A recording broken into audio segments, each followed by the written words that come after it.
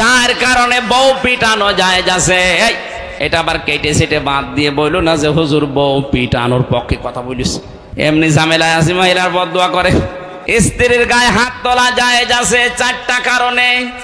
যদি কেউ ফরজ নামাজ না পড়ে বউ, তাহলে পিটিয়ে হলেও নামাজ পড়ানো লাগবে।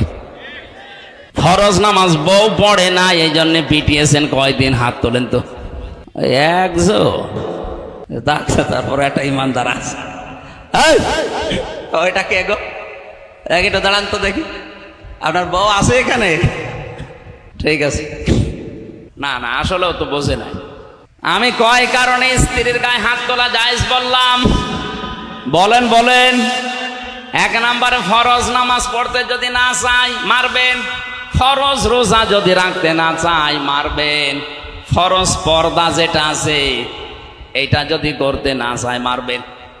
এই যে চার কারণের কথা বলছিলাম, এই চার কারণের ভেতরে যদি আপনি পান, পিটাবেন, মারবেন, কিন্তু চার জায়গায় মারা জায়েজ নেই। স্ত্রী লোকের মাথায় মারা জায়েজ নেই, মুখে মারা জায়েজ নেই, বুকে মারা জায়েজ নেই, পিঠে মারা জায়েজ নেই। মারা যাবে মাথা থেকে পা পর্যন্ত, লাঠি হবে কোদালের আষাঢ়ি। এক বিঘত পরিমাণে লাঠি, মেশাকের মতো, তাও নিজের হাত দিয়ে ধরা লাগবে। অনেকে কায়দা করে পিলাস দিয়ে ধরে বড় করে মারে। তার মানে স্ত্রীর গায়ে হাত তোলা ঠিক না, এটা ইতর মানুষের কাজ। সংসার যদি না টিকতে মনে বলে বা না টেকে আপনি গায়ে হাত তুলবেন না, বাদ দিয়ে দেন। কথা বুঝতেছে? বউ মারে যারা, ওগুলো ইতর। কি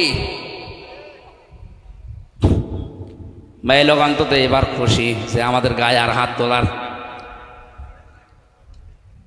আমার স্ত্রীকে বাঁচাতে হবে জাহান্নাম থেকে, এই কারণে তাকে নামাজে দাঁড় করিয়েছি। এসে আপনি যখন ডাক দিচ্ছিলেন, আমার স্ত্রীর প্রথম রাকাত চলছিল, নামাজের অবস্থায় আমি তাকে ডাকবো কি করে? দ্বিতীয়বার ডাক দিয়েছেন, তৃতীয়বার ডাক দিয়েছেন। স্ত্রী তাড়াতাড়ি নামাজ শেষ করে ওই গর্তের ভেতরে ছোট পোশাক পরে বসেছে। আমি ওই যে পোশাকটা নিয়ে আপনার সামনে চলে এসেছি। হে নবী, যদি বেয়াদবি হয় আমারে মাফ করে দেন। বিশ্ব নবী আমার কেঁদে ফেললেন। ডাক দিয়ে বলে, সাহাবীরা কি মনে করছিলে তোমরা? আর এর অবস্থা কোন জায়গায় পৌঁছিয়েছে? একটাই মাত্র পোশাক ছিল নামাজের মতো স্বামী স্ত্রীর, এরপরও জামাতে ফরজ নামাজ আমার সাহাবী ছেড়ে দেয়নি। নবীজি তাকিয়ে দেখলেন উঠানের উপর একটা বাচ্চা বাঁধা, চেন দিয়ে, শিকল দিয়ে, দড়ি দিয়ে, রশি দিয়ে বেঁধে রেখেছে, ছোট্ট বাচ্চা। আল্লাহর নবী বললেন, আব্দুল্লাহ আনসারী, তোমার কথা শুনে আমি খুশি হয়েছি, কিন্তু এ কি করেছো? এতটুকু বাচ্চা বেঁধে রেখেছো, তুমি এত নিষ্ঠুর কেন?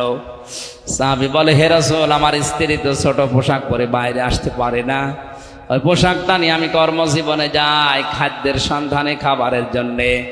আমার ছোট্ট সন্তান এ বাড়ির ভেতরে যে একটা বাঁকা খেজুর গাছ, ওই বাঁকা খেজুর ওখান থেকে পড়ে, ওটা ইহুদির বাগান থেকে বাঁকা হয়ে এসেছে। পাকা পাকা খেজুর ওখান থেকে পড়ে। আমার সন্তান না বলে হয়তো খেয়ে ফেলতে পারো, তো ছোট মানুষ বোঝে না। আমি মুসলমান দাবি করি, আপনার মুখে শুনেছি লা ইয়াদখুলুল জান্নাতা জাসাদুন গুযিয়া বিল হারাম। ওই শরীর জান্নাতে যাবে না যেটা হারাম দালালিতে পালিত হয়।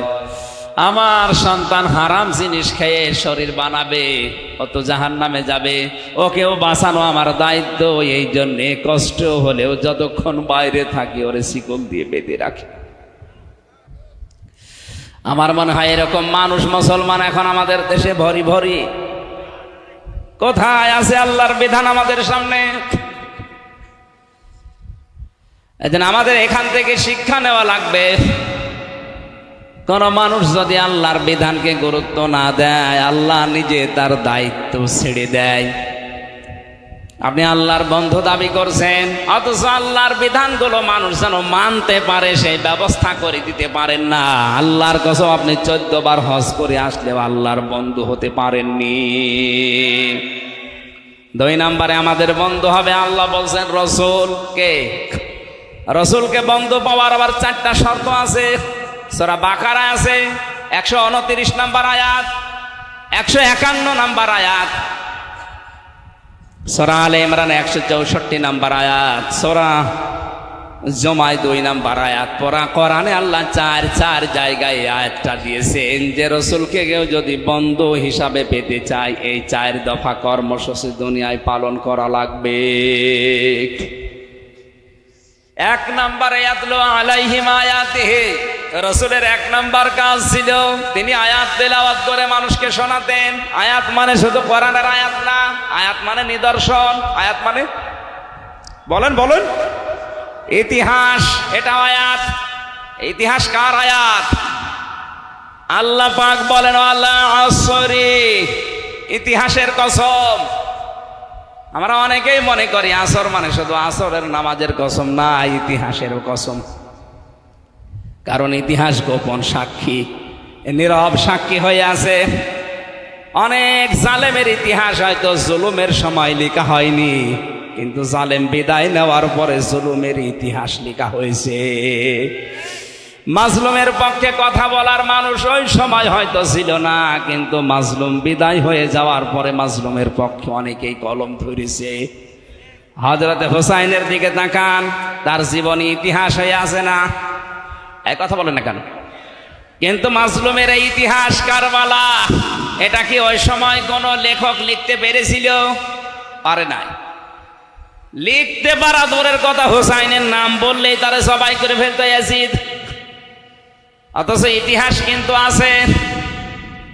আজ ইতিহাস কারবালা আমরা পড়লেই দেখি ইয়াজিদকে ঘৃণিত নন্দিত করে ফেলেছে, আর হুসাইন মাজলুম ছিল, তাকে আমার আল্লাহ বিজিত নন্দিত করে দিয়েছে। ইয়াজিদটা এখন গালি হয়ে গেছে, কেউ ইয়াজিদার নাম রাখে? বলেন এখানে একটা মানুষের নাম ইয়াজিদ আছে? নেই। ইয়াজিদটা এখন গালি। কেউ যদি বলে ভাই আপনার ছেলে হয়েছে ইয়াজিদ রাখেন, 5000 টাকা দেবো, বলে ওই কি ইয়াজিদ নাম, অথচ একটা সুন্দর নাম ইয়াজিদ। ওই দেশের কেন্দ্রীয় মসজিদেরও খতিব ছিল, অথচ নামটা আল্লাহ ঘৃণিত করে দিয়েছে জালেম হওয়ার কারণে। এটা আসে ইতিহাসে, কোথায়? কোরআনে আছে? হ্যাঁ, নেই, ইতিহাসে আছে। কোথায় আছে? এই জন্য ইতিহাস স্মরণ করিয়ে দেওয়ার সিস্টেম এটা, নবীদের সিস্টেম, রাসূলদের সিস্টেম। আজ যারা নবীওয়ালা কাজ করছেন, কই আপনাকে তো আমি ইতিহাসের শিক্ষা নিয়ে দাওয়াত দিতে দেখি না। ইতিহাসের শিক্ষা নিয়ে দাওয়াত দিলেই তো সমস্যা হয়ে যাচ্ছে। আমরা তো ইতিহাসগুলো স্মরণ করিয়ে দেখায় যে জালেম হলে কিন্তু এই অবস্থা হয়। জালেম ছিল আবু জেহেলের বাড়ি, এখন ইন্টারন্যাশনাল পায়খানা বানিয়ে দিয়েছে আল্লাহ।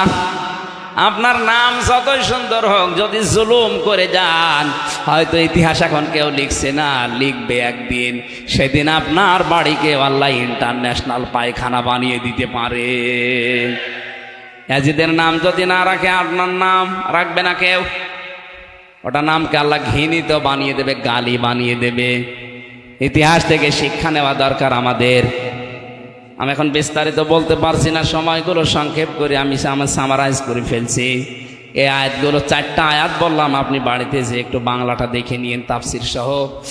3 নম্বরে তোমাদের বন্ধু হবে ইমানদার। বাংলাদেশে ইমানদার ওইটা যার ভেতরে 3টা গুণ পাওয়া যাবে।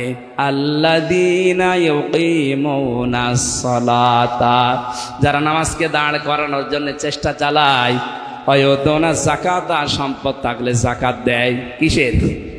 আপনার শরীরটাও তো সম্পদ। এই সম্পদের যাকাত আছে না নেই? বলেন